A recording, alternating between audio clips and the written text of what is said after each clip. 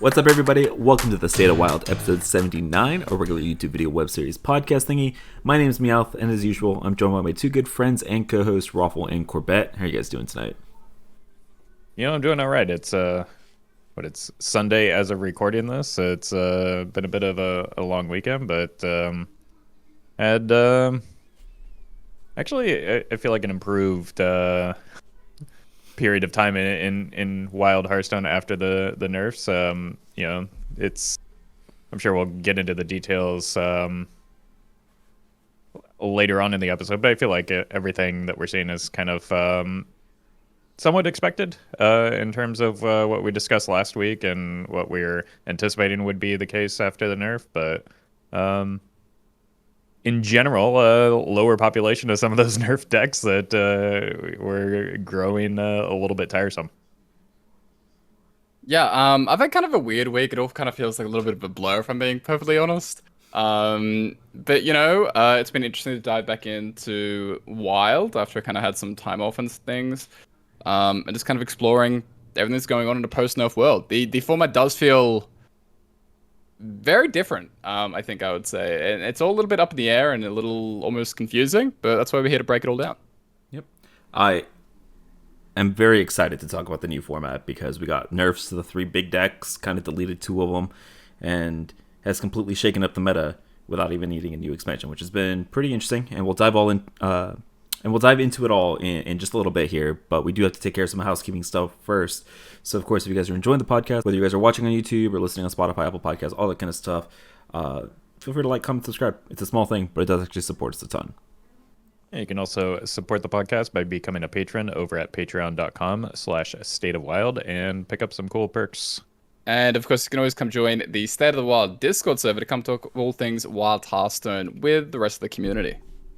All right, let's hop into it. So we had a patch on Tuesday.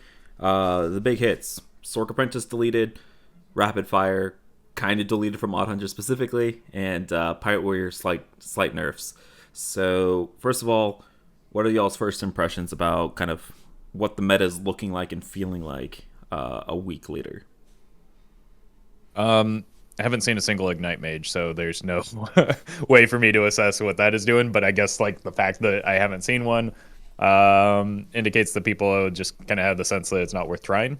If things ever were to slow down a bit, maybe we could see a resurgence of it. But I don't see that happening either. So don't hold your breath on that.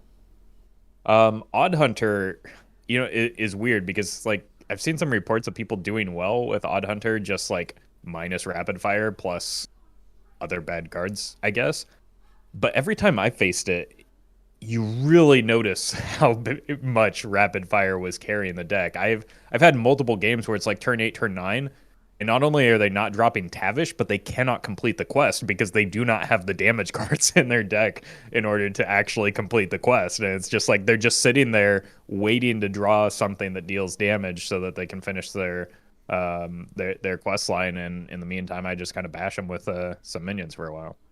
And then finally, Pirate Warrior, barely noticeable on the nerf. I was watching Martian the other day after my stream, and he had the hot take that it was actually a stealth buff because you can, if you're a good player, you don't leave Rokara in hand to get Dirty Reddit or Mutanist.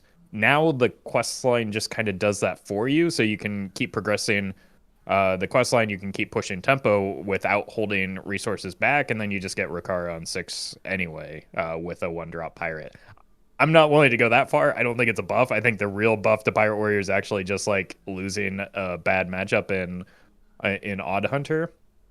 And so it's kind of benefiting from a more open, favorable metagame, and it's clearly the most refined deck in the format. When there's any amount of uncertainty, it's just going to feed on that. So I'm not willing to call it a buff, but it's certainly not that noticeable of a nerf, just as we discussed. Yeah, I think Ignite Mage is probably about as dead as I expected. This doesn't seem like a deck whatsoever. I think Hunter's actually even a little bit worse than what I thought. I really thought that there was a chance that Odd Hunter was going to stick around as just a decent, anti-aggro deck that still had enough burst over the top to beat out things I don't know, some of the slower Warlock decks, right? For something like Mechathan Warlock. But man, that nerf, you really do feel it. I had a game as like free Shaman when I was playing, where I drew like no disruption, no cults, no Lothabs. I had no armor vendors, no anything like that. Very limited card draw, and I was just slowly beating the opponent down by like turn 9, and they just barely completed the quest and just like barely edged out. But it just goes to show how much that matchup feels different, and how a lot of matchups with Lord Hunter feel very different now. And it's probably a lot closer to like tier 4, and just like something that you don't want to be doing at all, compared to where we thought it might have been okay. But Pirate Warrior, I think we were all like pretty dead on where we were, to differing levels concerned that the Pirate Warrior nerf wasn't going to be enough. And I think the Pirate Warrior is still a tier 1 deck. It is still arguably the best aggressive deck. I mean, pretty definitively the best aggressive deck. And that doesn't seem like it's going to be changing anytime soon. This is a very, very small nerf, and Pirate Warrior is still going to be king, especially when it comes to pushing out other aggressive decks in the format. Yeah, I am one for excited. I, for one, am excited that Ignite Mage is gone. We'll just start with that. I was also in that same boat of like, I think Odd Hunter might still be a deck. And then, like you said, you play against it. I personally haven't played it, but I think over a large enough sample size, that rapid fire change is going to be absolutely brutal for that deck. I have tried a little bit of non-odd Quest Hunter, and God, I don't know how we were ever sold on maybe the non-odd version of the deck being good, because it's such a noticeable difference from like 3 damage and 2 with the hero power. Like, I sat there on like turn 7 and I played like 5 or 6 cards and weaved in 7 hero powers. It was like, they're still alive, and I don't know how. Like, how are they still alive with 6 HP? It's insane to me. Yeah, well, I mean, you can think about how impactful Cariel is against Odd Hunter, or was against Odd Hunter, and really all it was doing was turning it back into like a non-odd version of the Hunter hero power. So it's like, yeah, we were definitely off the mark there, but like, yeah, that deck, even though it has more gas in terms of like, can get cards moving a little bit better, it doesn't have to carry nearly as many bad cards, but it's just like you're almost just like doing half the damage, and it just doesn't feel good to do that. Like 3 scales a lot quicker than 2.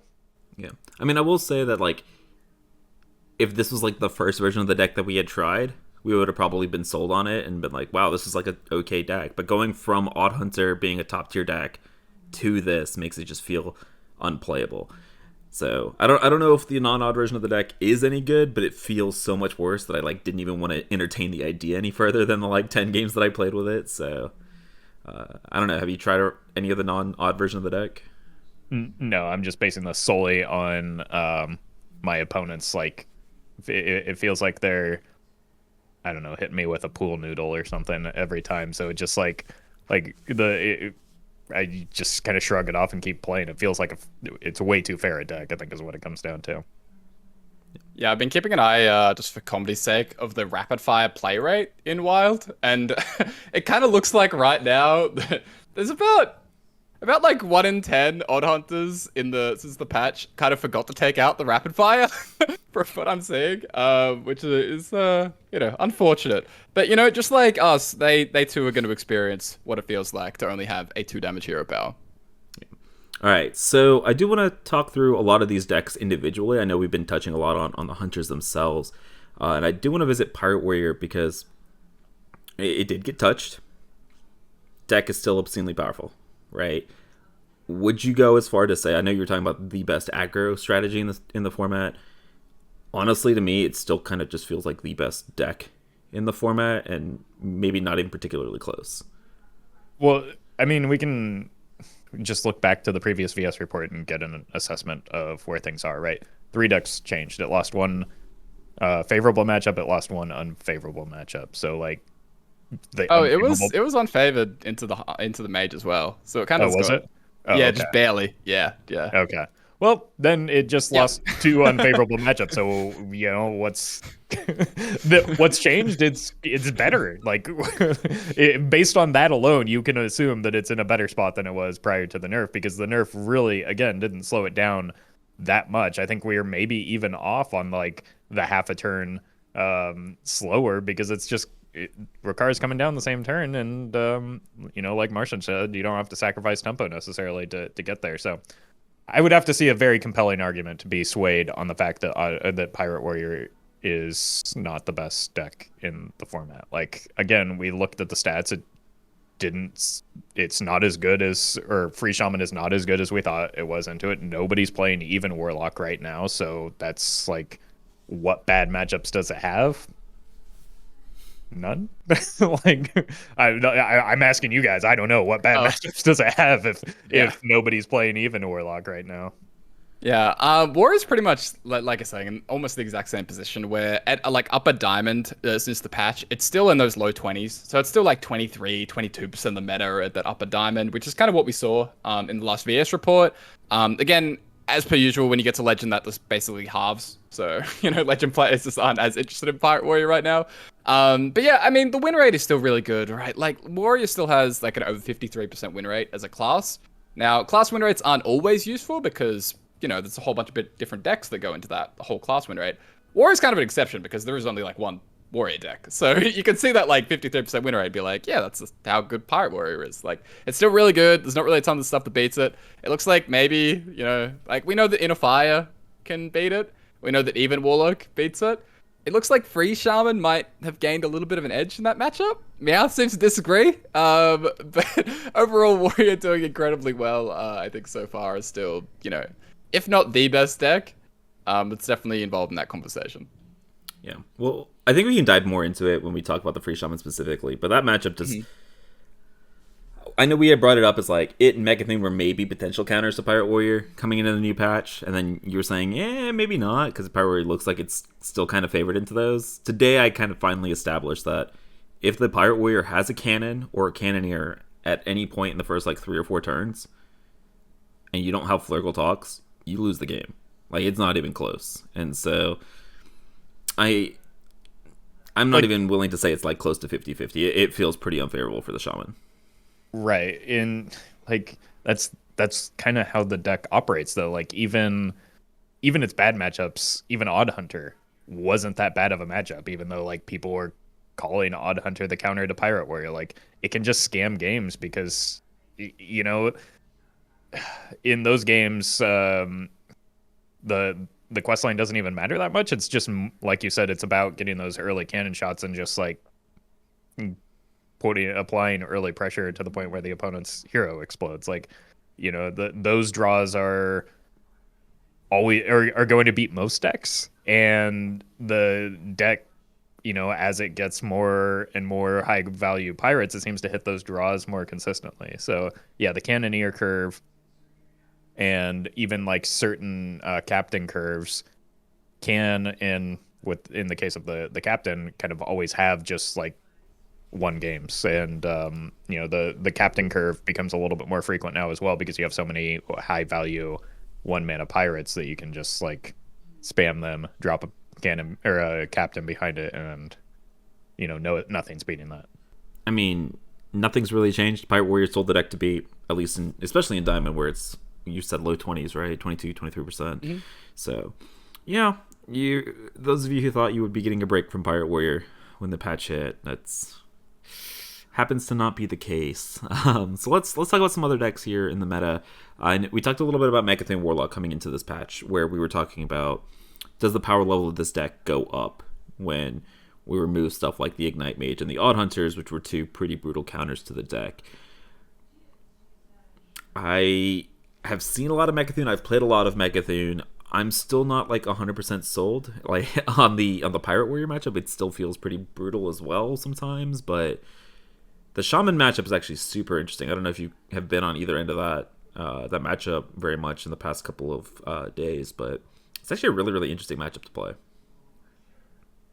I imagine it hinges a lot on like rats and devolves, and I've been sort of on the Shaman side of it, but like I was doing dumb Shaman things, but like still in a Shutterwalk shell.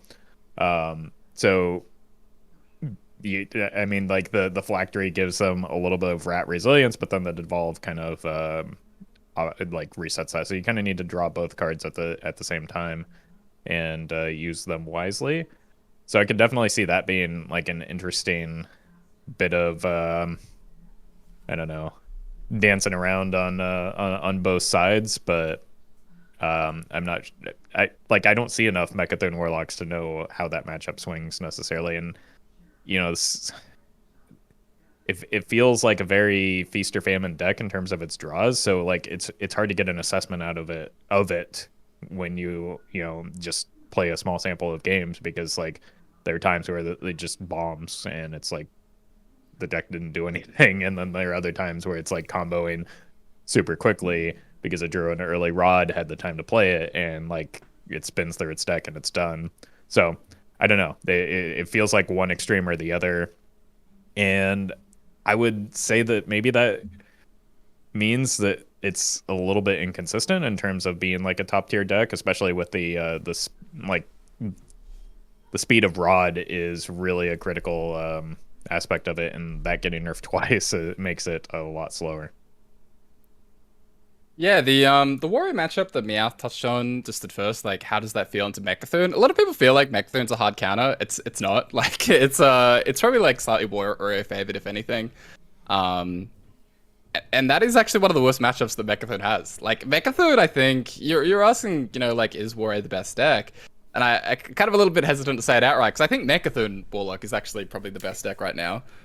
I just don't think it has many negatives at all, like the way the format is right now, just because it did lose that Ignite Mage and it did lose that Odd Hunter matchup. It was already tier 1 like before the patch, and it lost like its 2 worst matchups, and these weren't like a little bit unfavorables, these are very brutal unfavorables that have kind of gone away. So yeah, I think Mechathune Warlock is currently the best, and I'm actually interested to see whether Mechathune Warlock is actually the best thing to do in Warlock with that shell, because there's been a bit of like Owl Warlock resurgence in Standard, just very, you know, there are some whispers, and it does kind of make me wonder if that's just a better approach in Wild now that, you know, Ice Block isn't really a factor.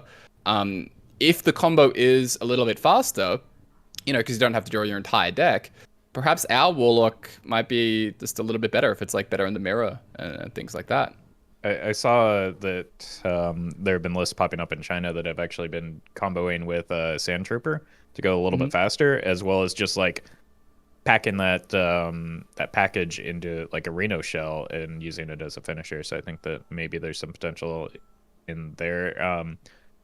It feels like Sand Trooper sometimes just doesn't have enough reach to get there, though. So if you're using that solely as your win condition, it seems a little bit suspect to me. But like I could, yeah, I don't know. The 10 mana is a lot for Mechathune, and you have to run some bad cards if you want to cheat them out with the Shadow Reaper Vol'jin. Well, I wonder, this was brought up today when I was streaming about this Owl Warlock resurgence. What does it do, right? Like, better than Mechathune Warlock is my question, because you have to take that time to set up your Owl, right, with the Plague of Flames or Grimoire. And so, is that really that much faster than the Mechathune shell? Because like drawing the entire deck doesn't feel like it's a downside, because that deck has no issue drawing its entire deck by turn 10. Yeah, right, but that's by turn 10. The question is like, is the combo faster? Because like, what is the upside of the Owl combo? If it's faster, then that's a huge upside. It means that you're winning the mirror. So you're comboing on what turn specifically, right? Like turn 8, turn 9? I mean, ultimately it depends just like how fast and what cards get discounted off the rod, and like whether you're able to get that Owl developed preemptively, right? Like if you go, you know, like coin rod, for example, and then you get like an Owl discount to 6. You can drop that Owl, kill it off, and then it's OTK on 7. Like that's a thing that you could do. But ultimately, it's not like a hard turn the same way that Mechathune Warlock doesn't necessarily have like an exact turn that it combos off. It's very dependent on which pieces. But in theory, like, yeah, if it's faster, then that's a huge upside, just because it does immediately win the mirror. And if there is no real relevant difference between killing the opponent and, you know, dealing 50 damage or whatever, like the Owl damage is, if that's like not a difference because Ice Block isn't a thing, then why wouldn't you be playing Owllock?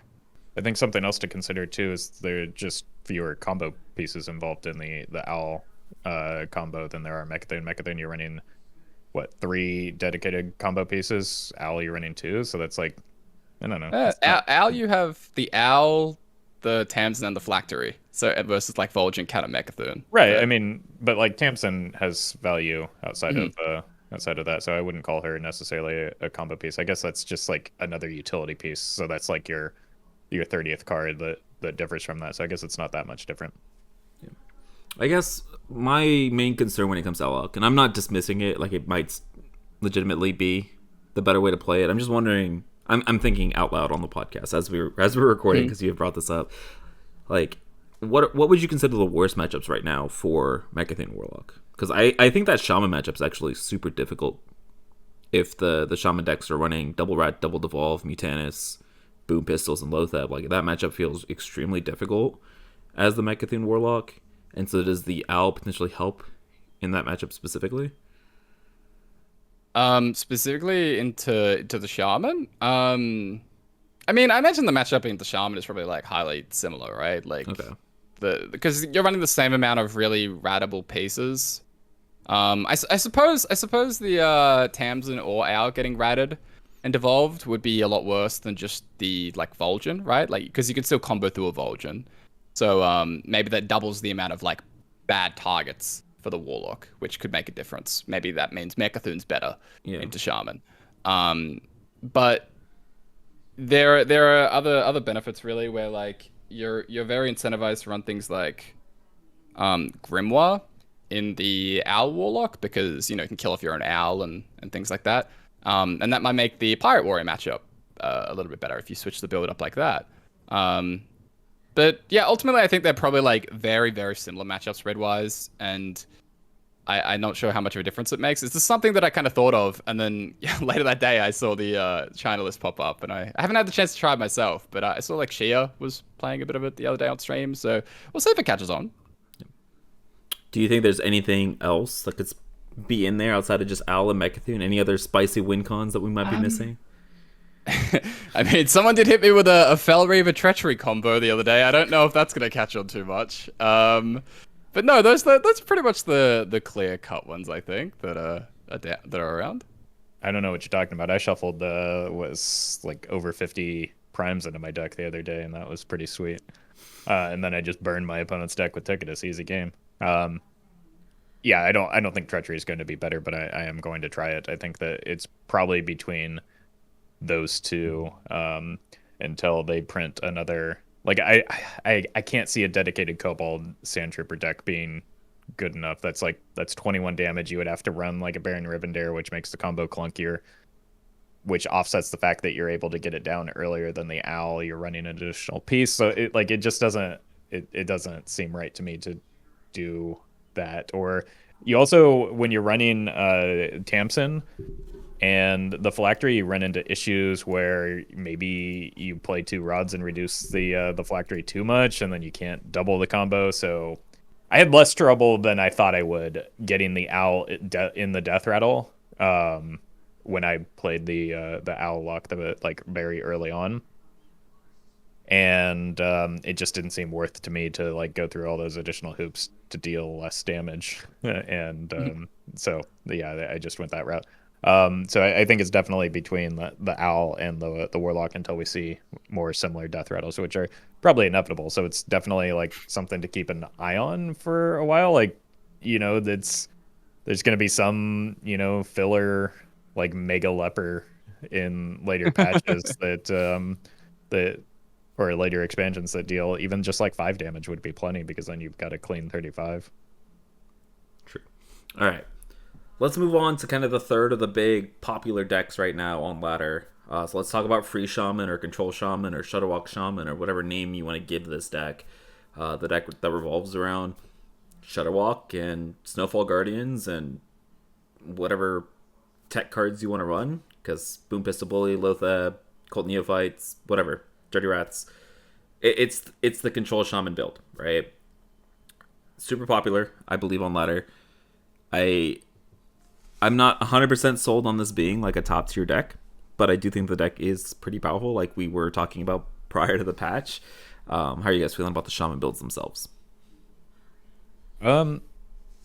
I think they could probably use a little bit of refinement with the shift in the metagame. I think that, um, they some of the things that they were maybe looking at Tekken against were decks like Odd Hunter and Ignite Mage, just because the matchup was pretty poor.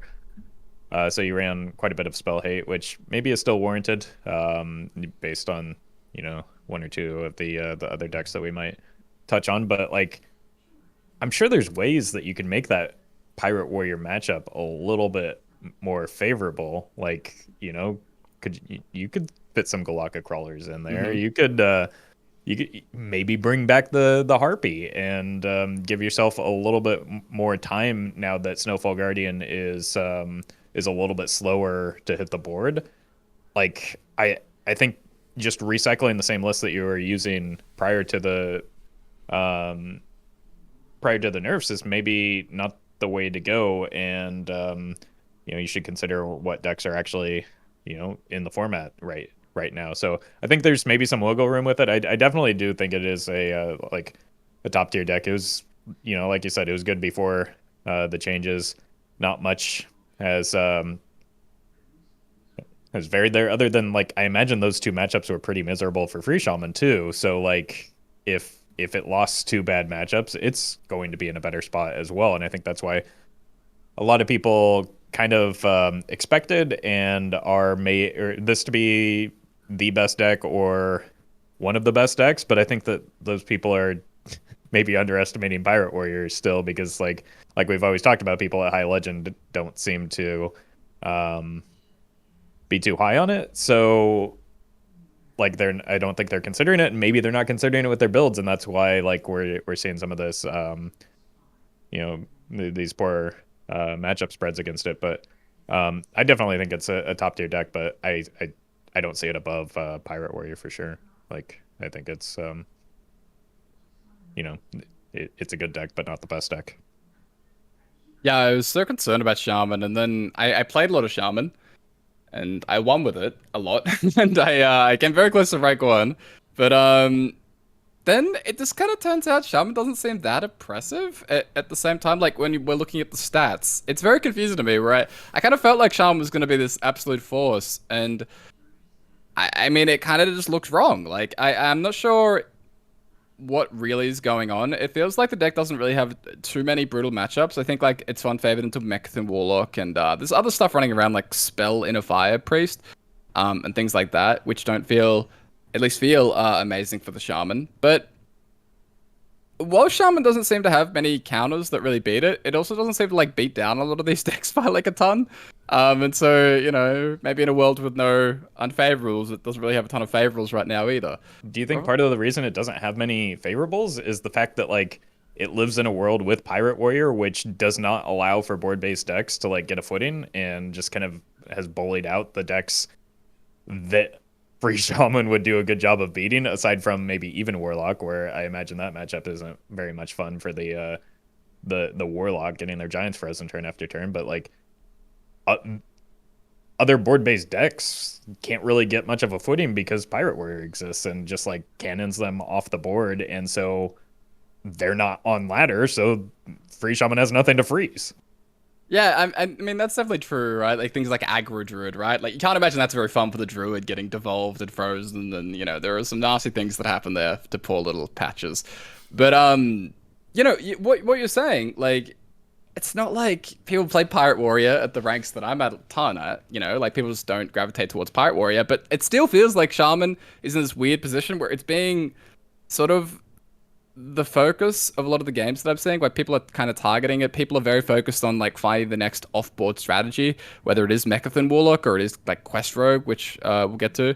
A lot of these off-board strategies that are kind of aimed at replacing Ignite and Odd Hunter, and people are just generally pushing away from a lot of that early game stuff that this deck should be very strong into. I do think you're totally right as well about the refinement and the fact that Shaman does need to sort of figure itself out.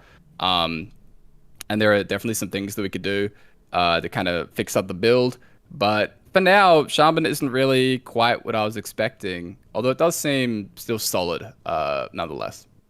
All right, we'll dive more into the Shaman decks themselves over the next couple of weeks, because I think it'll be interesting to see how the builds themselves change and trickle down, because I'm sure that there's a mess of deck list out there, and the decks that are working, like the ones that you publish that are close to hitting rank 1 legend, people are probably net decking that and playing it against a bunch of Pirate Warrior when your deck is not specifically tuned for that, and so that might be something that is contributing to the win rate you might be seeing on something like HS Replay.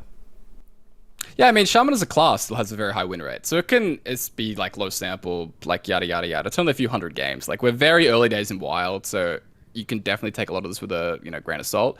But yeah, Shaman still looks like one of the better classes, well over 50% win rate at Legend and through Diamond. So it's still good without being the oppressive, absolutely terrifying force that I was expecting and dreading, and hopefully I'm wrong about. Yeah. I think we'll come back to Shaman here a little bit towards the end of the podcast, but I do want to talk about a couple of other decks here that sleeper really good, right? The 3 decks that we talked about, Pirate Warrior, Mechathune Warlock, Control Shaman, these were kind of decks that we had talked about coming into this patch, decks to keep an eye on, decks that we expect to be strong, but there are a lot of other decks that have kind of popped up over the past week that have also seemed really strong, and like they have the potential to stick around long term. So the first one are 2 decks that are pretty well known that we've seen in the format before. So let's start with Handbuff Paladin. Handbuff Paladin, you're talking about off-board strategies. Seems really good into stuff like Shaman, where you don't really mind the freeze effects if you're running about 6 or 7 something chargers. The deck doesn't feel very good into Pirate Warrior, but I don't know if you guys have messed around with it a little bit. I know this was like on the cusp of being a really good deck prior to the patch. So how are you feeling about it post patch? I think I don't know. I haven't seen or played it enough, but I would estimate it's probably in a similar place. It's probably a good deck that's being underplayed for its power level, which is where it was prior to the changes. Yeah, I haven't really played a ton either. I haven't played against it. But based on what I have seen, it seems to be about, like Roffle said, exactly where it was. I don't think it's going to be stellar to Shaman. I do think that it sort of doesn't have incredible matchups as a whole against some of the better stuff. Like you were saying, me out the poor Pirate Warrior matchup as well. But it just seems like an okay choice that players probably aren't going to be too excited to try because it's a Paladin deck. All right. How about the slower Druid decks that were picking on Hunter, and now Hunter is gone, but so is the Ignite Mage matchup that was really poor for him. So whether we're talking about Cthulhu Control Druid or Linecracker Druid with Mechathune, how are we feeling about these slower combo decks? I mean, if Mechathune Warlock is going to be cropping up, I feel like the Mechathune version is probably going to be a little bit too slow, and even maybe the Cthulhu is like not going to be faster than the Mechathune in terms of getting his combo off. So that, I mean, you can almost substitute Mechathune Warlock for what Ignite Mage was trying to do in terms of like being the offboard the combo deck in the format. And I would wager that the Mechathune Warlock probably has a heavily favored matchup into Cthulhu, and then for the slower druids, and then it just, especially since it's running like Dirty Rats for the Mechathune Linecracker version of the deck, like that's, it doesn't have the backup plan that that Mechathune Warlock does, nor does it have like the redundancy in minions. So like that's got to be a pretty miserable matchup that just kind of replaces that Ignite Mage. And then it lost its like overwhelmingly best matchup that was one of the main reasons to play the deck. I think the deck's still good, but like not nearly it. I think it would be hard to say that, like last week we talked about the fact that maybe Linecracker is a sleeper tier 1 deck. I don't think that's probably the case anymore. And, I think that Cthulhu Druid probably got knocked down a bit too. Still viable decks, but like not, not the super strong decks in the format anymore, in losing that, because the honestly, again, the Warrior matchup isn't that good. Yeah, totally agree with everything you just said. The decks are still okay, but they're probably both versions, like Linecracker and the Cthulhu, probably just like nudge down, almost a tier, like half a tier kind of thing. Still good, but they lost Hunter and they needed Hunter. They might make a comeback if that Owl Warlock becomes the most popular version of that deck instead of Mechathune, because they can gain a crap load of armor. Who knows? Owls can do a lot of damage. Like we'll say, it depends how fast they can light cracker, but yeah, those owls they can pop off. We'll see, we'll see. And the last but not least, I know we've talked about Evenlock a little bit here, but I wanted to bring this back up because we've been talking about Pirate Warrior and how good that deck is, and you've mentioned Evenlock is one of the few decks that feel really good into Pirate Warrior. Is there a reason that we're not seeing it more? Does it have a poor matchup into something like the Mechathune Warlock and the Shaman that just are deterring people from playing the deck? It's a Gen deck, Meowth. It's a Gen and Baku deck, which means that nobody wants to play the Gen and Baku deck. It's the most exciting Genin Baku deck because you play Giants on turn 3 and 4 and 5 and 6 until they die. So I was actually just playing a little bit off stream, waiting for the podcast time to start, and it seemed pretty good. I was expecting Shaman to be a miserable matchup, and I beat the two Shamans that I faced. It turns out, contrary to my experience on stream, they don't always have Snowfall Guardian into Macaw immediately, and when that happens, you just battle master them and they die. So again, we look at what's gone now, and what's gone is we lost APM or Ignite Mage, APM Mage as well, and Odd Hunter, and those were horrendous matchups for even Warlock. We probably expect a rise in Free Shaman popularity at least, so maybe that's what's giving people a little bit of hesitation in terms of why they aren't playing it. But it's maybe one of the best decks in the Pirate Warrior. So if you're at those low diamond ranks, this might be the deck for you, and you should play it more. Yeah, I mean, I for one would be down to see Evenlock come back. As much as we talk about Genin Baku decks, Giants on 3 and 4 and 5 are very satisfying, and all that. All right, so let's move on to kind of two sleeper, really good decks. I don't even know if you can call them sleeper after we talked about one of these last week, specifically Inner Fire Priest. Inner Fire Priest we talked about last week as being a very good matchup into Pirate Warrior, right? This is why it was popping up in the metagame. It had a place that place was beating up on Pirate Warriors. It also kind of seems now with the inclusion of the Potion of Madness, Wave of Apathy kind of package of cards, Shaman doesn't really feel like it's very happy to see stuff like the Inner Fire Priest, because you don't put on enough pressure if you don't get that Lothab lockout, and then they just steal one of your Snowfall Guardians, or your Dirty Rat, or even your 1/3, and they kind of just kill you with a bunch of Powerwood Fortitudes and Divine Spirits and Inner Fire. So Inner Fire Priest, I think low-key might be up there. It should be definitely up there in that conversation with that top 3, and maybe even higher than that. Yeah, I was kind of expecting the wave potion builds to maybe see a resurgence because of that shift that might bring more free shamans in. And also, I was expecting more even warlocks, but I was wrong about that. That's another matchup where you're just like receiving gifts when the opponent plays a big thing against you. So I could definitely see builds with that combo making a resurgence, but I don't know, it's one of those cards that it feels like there are 40 cards you want to add to it, and paring that down is really difficult. So I think there's definitely some refinement that's going to be done, and that's scary to think about. I don't know. Yeah, they're the two distinct Inner Fire Priest builds, right? There's the direct Weblord stuff, then we have the spell things. It feels like, at least in my games, people are really trying a lot of the spell-based stuff. So the stealing and OTK you, either with a infantry or with your own minion, which is always a little bit sad when your own trooper, your own little guy, comes and kills you with a 50 attack. But apart from that, I think that the Drakthar Weblord build is going to be better, but people in general are going to probably gravitate away from it just because, it hasn't caught on yet.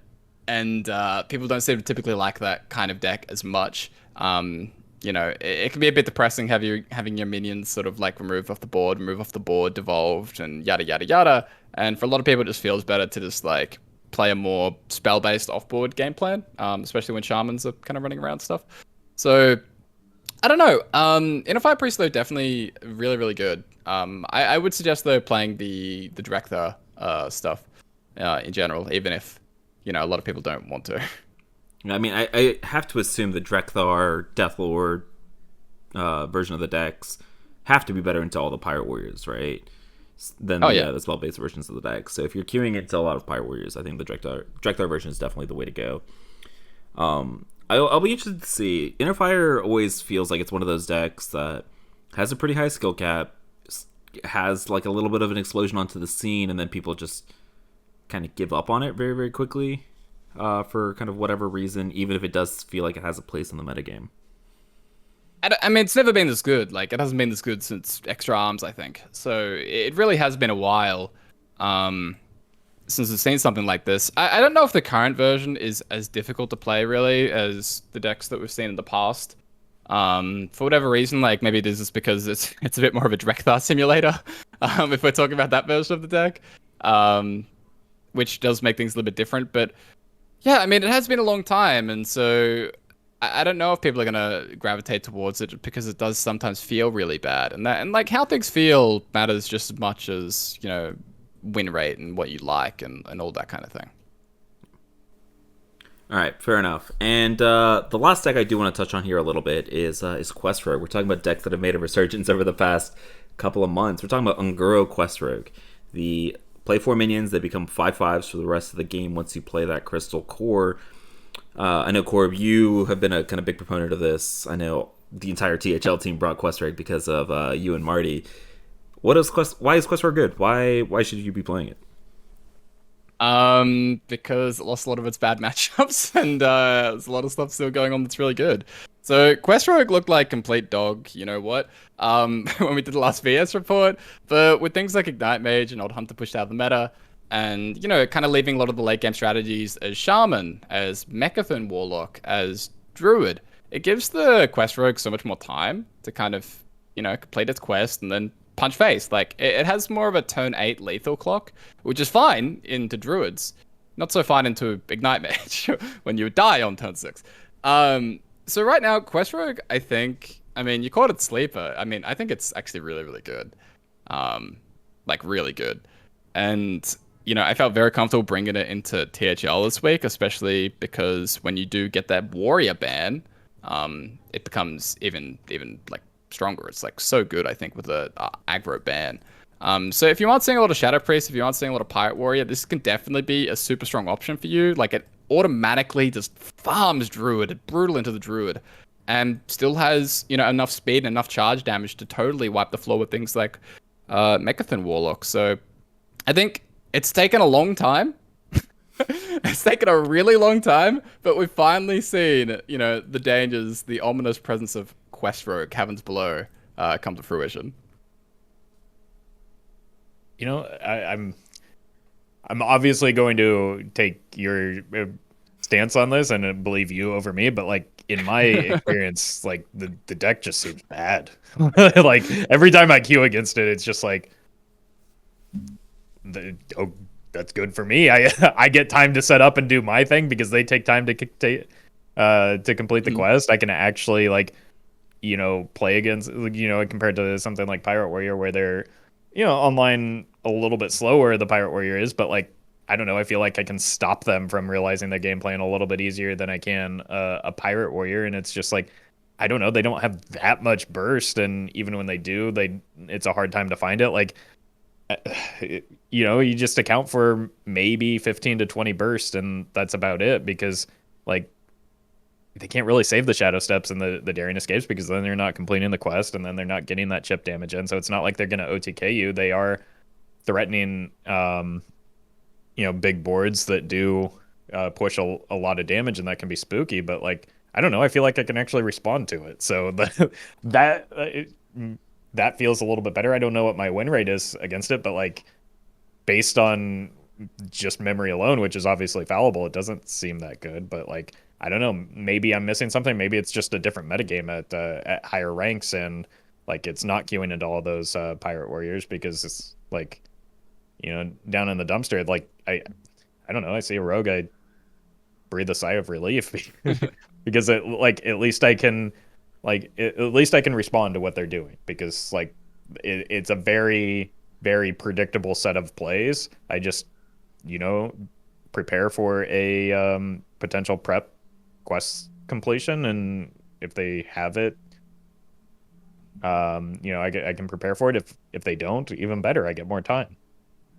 Yeah, I feel like Questrogue is going to be the very much like the Inner Fire Priest scenario, where sometimes it's going to feel like it's helpless, and then sometimes you have a quest complete on turn 4 because you have drawn your Ram Commanders and Shadow Steps, or your Freebooters and Shadow Steps. But I do think that right now, it's very much taking advantage of a slower metagame at the top of the top or higher ranks of Legend, I should say, because there's not very much Pirate Warrior, and outside of that, there's very little Aggro Priest. Nobody's playing stuff like Even Hunter.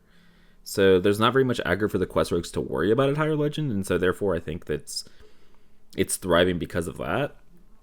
I do not know if it'll stick around long term once the dust settles on the metagame. And I also just don't know if people are gonna enjoy playing it, because the deck new quest rogue compared to old quest rogue is, I was talking about like Night Mage being some of the most linear, boring gameplay. Like Quest Rogue honestly kind of feels similar to that. It's like draw your freebooters and draw your Ram Commanders and your Shadow Step, and then yay, you're done. Which kind of sucks given OG Quest Rogue and the rep that it got and its play pattern. But I don't know. This is one that I'm a little bit skeptical on. I haven't played too much of it myself, so I mean, take that with a grain of salt. But I'll be interested to see if it sticks around long term.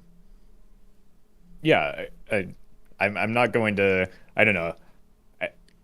I've been wrong too many times doubting Corb, so I'm still gonna trust that he's right about this. But like, I'm having a hard time doing so. I'm skeptical. Okay. Yeah, we'll check it next week. Maybe this is just advanced bait. I'm trying to bait a whole new audience beyond just my stream. I mean, I will say, you did bait me to bring this to THL, and this is my first loss of the season, so I am doubting you. Not a big fan of the Is that you? Is that a you problem though? Is that a skill issue perhaps? It was totally not a skill issue. Lineup sucked. Totally. That's what I'm gonna go with at least. All right. We talked about the decks that we were expecting to be good, and the decks that we think low-key are good, that you probably should be playing a little bit more of. I do want to touch back on this Control Shaman deck, because it has become a very controversial topic in Twitch chats and on Twitter.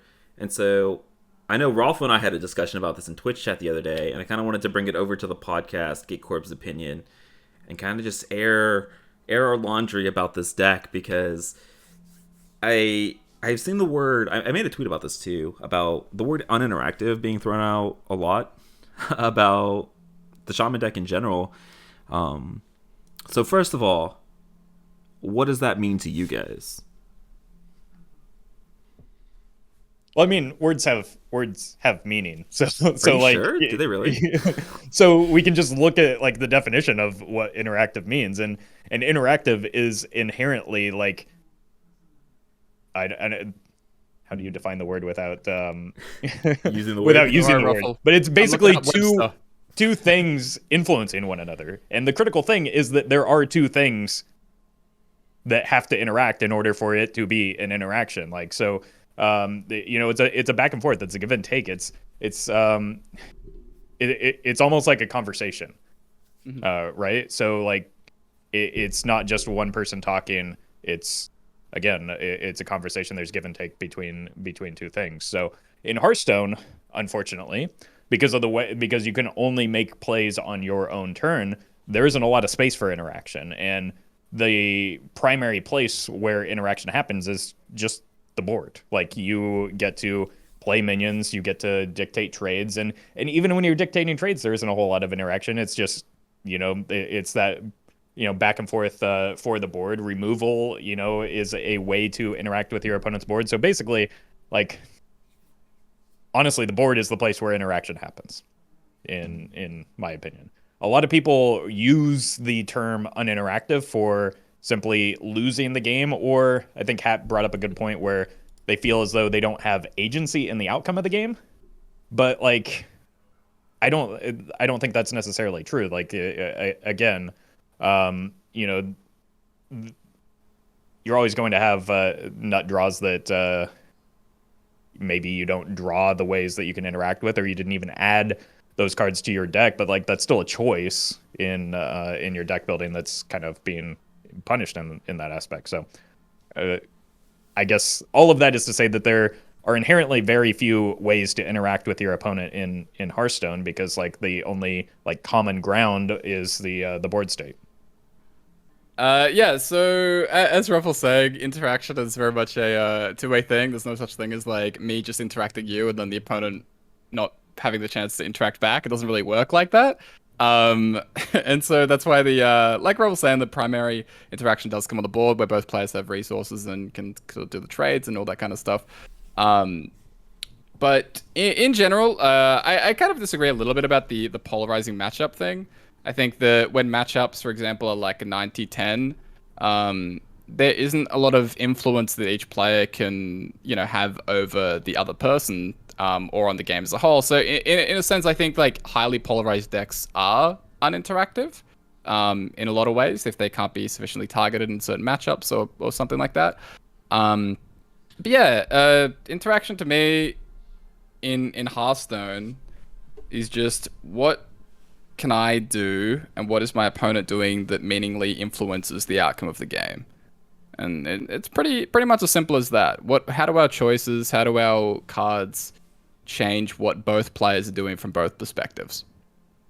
So I want to relate that to the Shaman deck, because that's what people are currently talking about as being a deck that does not want to be interactive with the opponent. It wants to kind of soft lock opponents out of the game by repeating a bunch of taxing battle cries, whether that's Bully or Loatheb or Snowfall Guardian, whatever the choice is for that matchup.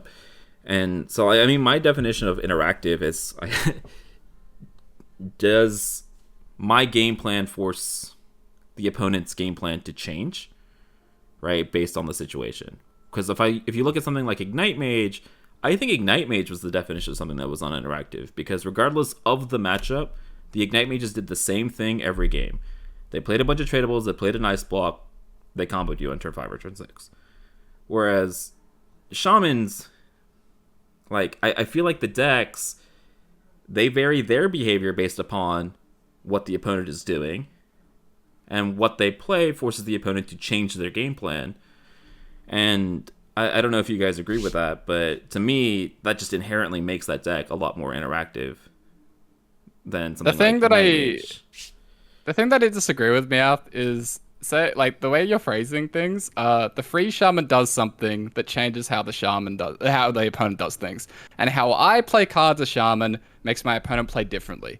There's not a whole lot of my opponent plays cards and then changes what I'm doing. It's a very like one-way conversation, which is inherently sort of a little bit against what interaction is to me. Interaction is not I play cards and then my opponent can't do anything ever.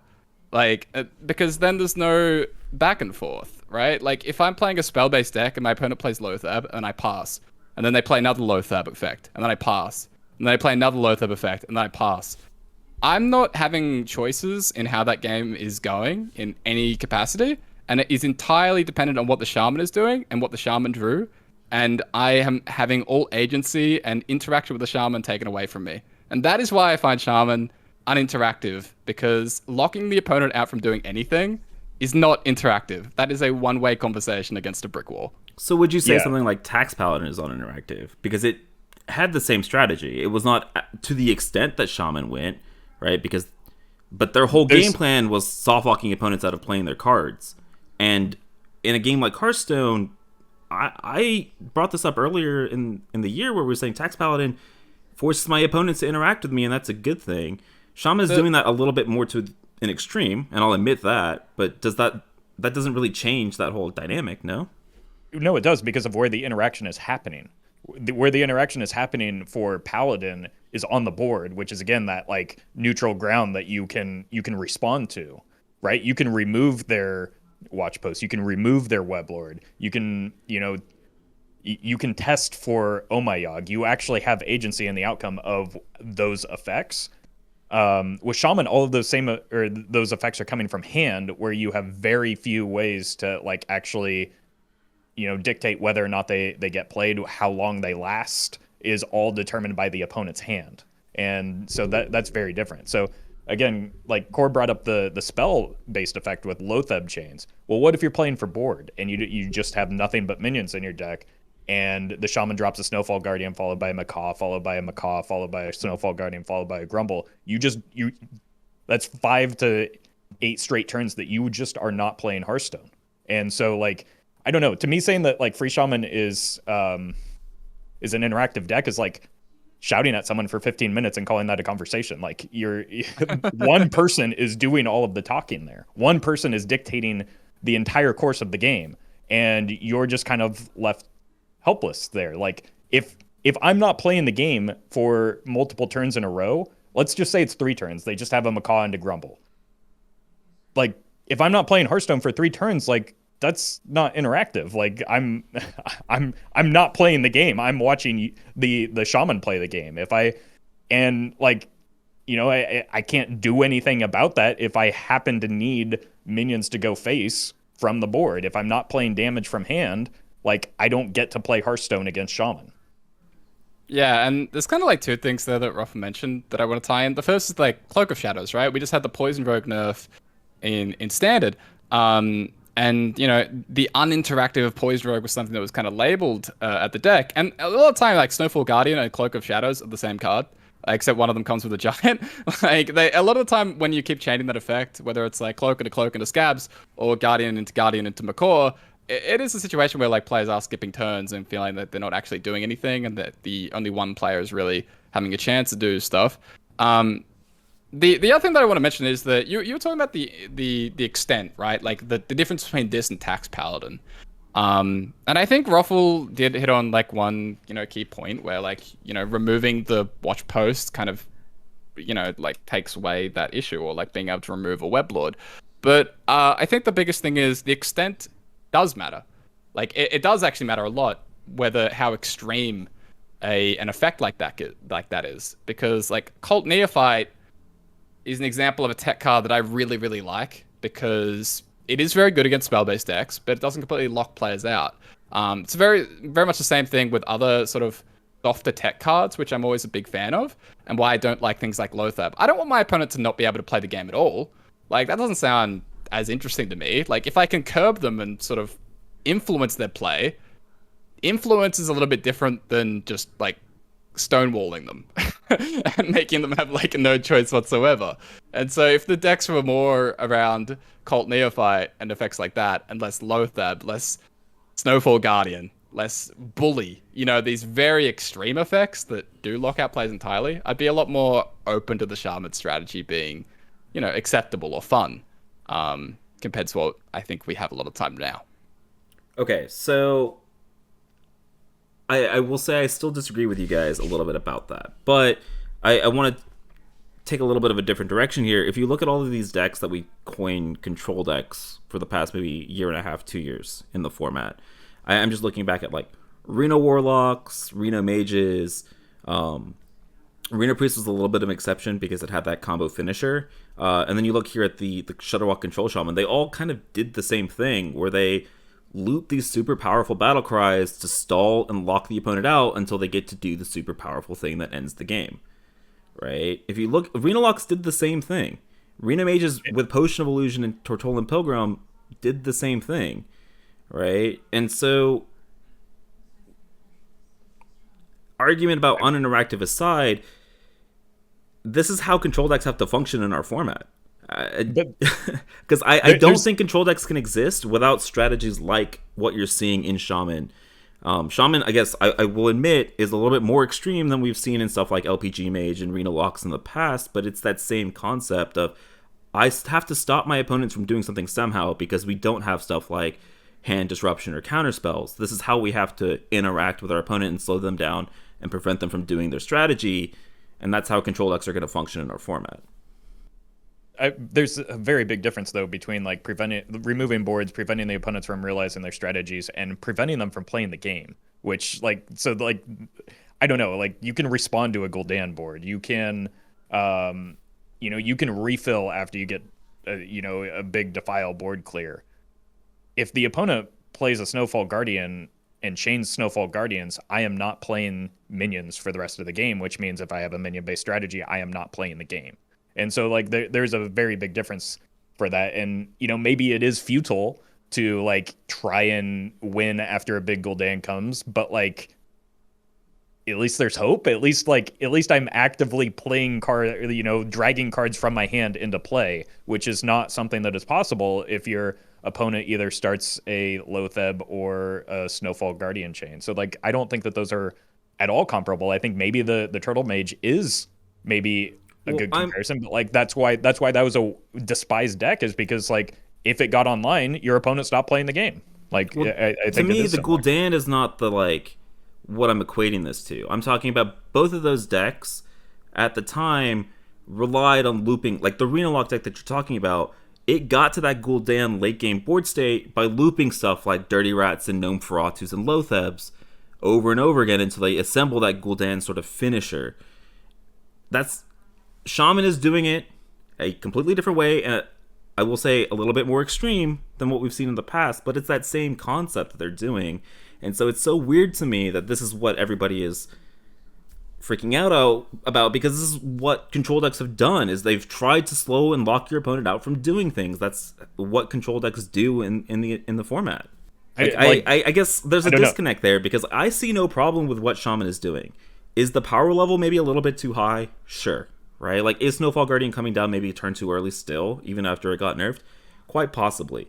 But is the strategy that they're doing kind of is that I don't see any issue with the strategy that they're employing as a control deck in the format. I don't think we've seen. I don't know. I would disagree. I would, because like at most that Reno Warlock gets 3 Loathebs, and like that's best case scenario, and they're a singleton deck. So it's like you still loop Loatheb and Zolas and Baristas all the time in that deck. I mean, it's the consistency at which it does it, though. Like, the Shaman's entire game plan is to lock out the opponent for multiple turns until it can win. It's the entire game plan is realistically centered around not allowing the opponent to play Hearthstone. And that is very different than you play a thing, I remove a thing, I play a guy, I trade into your guy, and like it's not that. This isn't how control strategies have to be for them to be successful. And like, I mean, a good example of this is other control decks would be the slower druid decks, and like, so it's not, it doesn't necessitate this type of lack of interactivity for a control deck to be successful. And I don't like, this is, I think, a unique case where not only is it happening at an extreme amount, but it's extremely consistent, and realistically it's what the deck's game plan is. That is their end goal, is to lock the opponent out of playing Hearthstone. Yeah, and I think even equating the two between Reno Lock and Free Shaman, you kind of can't equate them to me, because like, even if a deck has the same goal in mind, you can't like separate that to me from the consistency and the power level, right? Having the goal of, like, in a certain matchup to loop the Loatheb is very different depending on how consistently that happens, and across matchups, like how consistently you can kind of do these things and how powerful it is. So I don't think that this is what control strategies have to be in Wild. Because I disagree with this statement that you both are making, though. Like, this is what control decks have to be, because they don't have to be. Yeah, because isn't the whole goal of combo decks in the format to be as uninteractive as possible with as much resiliency to the combo while being as fast as they can? So why can't control decks fight on that same axis? Like, for what it's worth, I never said Free Shaman can't be this. I mean, I don't like the Shaman deck right now, but I'm just saying that the question is the Shaman uninteractive, and like, what is the Shaman? I think a point worth bringing up is that, like, a lot of people use interactivity as a value judgment. We're not we're not assigning any value to whether or not a deck is interactive. Like, it's not necessarily a good thing or a bad thing. There are going to be uninteractive decks, and people are generally the opponent is going to enjoy queuing into it a lot less than the person queuing that deck, and that's always going to be the case. And again, especially in a game like Hearthstone where interaction is so limited, like there's always going to be uninteractive decks. It's not like I'm not saying free shaman bad because Mino interact. It's just like it is a uniquely uninteractive deck. I don't think that the comparison to Rena Lock is realistic because it like Corb said, the consistency and the speed at which it gets online is very different. Yeah. Sorry, I didn't mean to interrupt you, Corby. Feel free to. Yeah. But God, I forgot where I was at on that. But yeah, the like strategy with Cthulhu Druid, right? Like there are slow archetypes, but Wild inherently is always going to be a format that gears towards combo and aggression. It's kind of just an inevitability of the synergy, and this is kind of the opposite extreme, right? Where we are, you know, seeing a deck that has a unique amount of synergy when it comes to like repeating, disruption, which is I think something that we haven't really seen before. And so it doesn't surprise me that people see a deck like this, and you make the comparison to like Rena Lock, but I think for a lot of people this feels something very different. To me, this feels incredibly different than something like Rena Lock. Like they're not really all too similar to me. Okay. Other than I will say, first of all, I admit that we've kind of geared away from this original question of interactive versus uninteractive, and I apologize for that. But the reason I brought up the comparison to Rena Lock was Rena Lock aimed to do the same thing that Shaman did. The consistency and the power level at which they did that does differ, right? I've conceded that fact that Shaman is doing it at probably a much higher power level than the other control deck has done. I just don't think that control decks can exist if they are not going after this strategy just in general. And the fact that we're seeing this in Shaman is probably why it's so successful, is because we have cards like Macaw and Snowfall Guardian to combine with stuff like Lothebs and Bullies. Like, I don't know. In a game like Hearthstone, where the interaction is already limited, this is how you have to control the game. And I don't know if you agree with that, but how else are you supposed to stop these obscenely synergistic combos if you're not doing stuff like what the Shaman is doing? well, I mean, we just saw a deck like even Rena Lock, for example, be very successful for a period. It had like a decent matchup into things like Odd Hunter and Ignite Mage. Like even Warlock was Did a it bit have a good favored matchup over into Ignite Mage. Well, even Warlock did, like a close to even or slightly favored, and you know, and then like we have things like Cthulhu Druid. So I think like these strategies can never exist outside doing this one specific thing. Like I don't think that's necessarily true. And it also just depends on like the varying degrees, right? Like that's just the biggest thing that it comes down to, is to what degree are players interacting with each other. And it all comes back to what I said earlier, where I'm fine with Cult Neophyte being a thing. I'm fine with Watch Post, you know, being a thing, because I think those are a lot less extreme. And it's fine when an even Warlock, I think, does a lot of that stuff. But the more extreme the tech card, whether it's Geist, whether it's Lothab, the higher the risk is that one player is not going to be able to actually be able to play Hearthstone.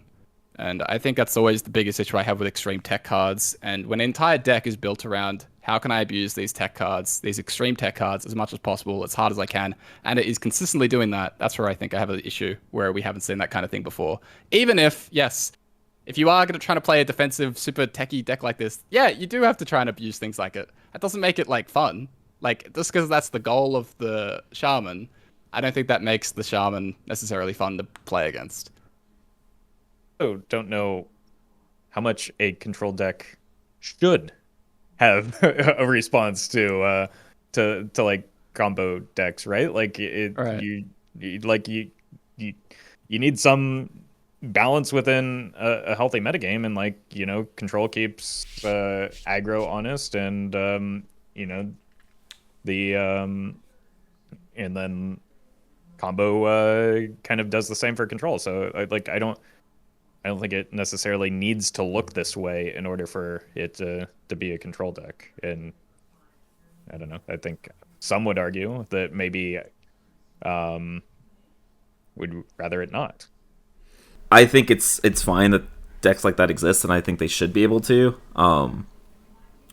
But I think this conversation has gone a little bit further and from where we initially started, and I don't even know if we came to an agreement about this, because I think we're still a little bit split on our definition of interactive or uninteractive when it comes to the Shaman deck to begin with. But I think we can conclude that it is a good deck.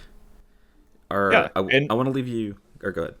Like even after all of that, like I don't have a problem with Shaman necessarily, but like again, calling it uninteractive isn't a value judgment. It's not like Shaman bad because uninteractive. It's just the way it is. Like in I think Snowfall Guardian maybe puts it in a dangerous spot just because it can lock out too many aspects of your opponent too easily.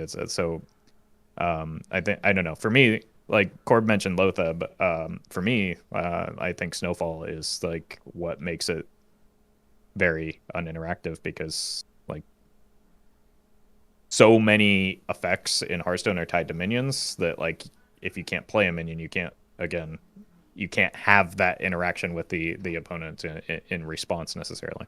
Yeah. I mean, I will say I'm probably not being as eloquent as I probably want to be since I brought up this argument and point, given that it is midnight on a Sunday.